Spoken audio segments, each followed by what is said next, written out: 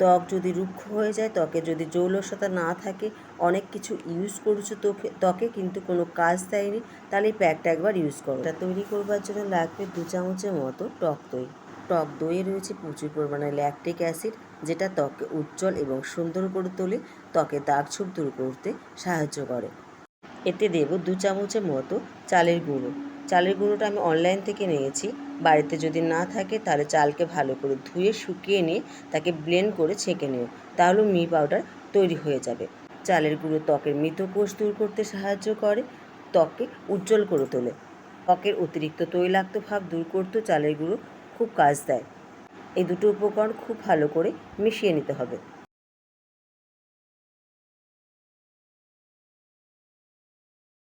এবার এটা সারা মুখে ভালো করে লাগিয়ে নিতে হবে। প্যাকটা লাগাবার আগে অবশ্যই মুখটা ভালো করে পরিষ্কার করে নিও।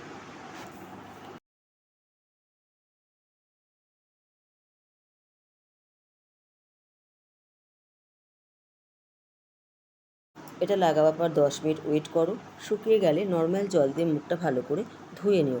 এটা লাগাবার পর অবশ্যই তোমরা যে কোনো ময়েশ্চারাইজার ক্রিম ইউজ করো।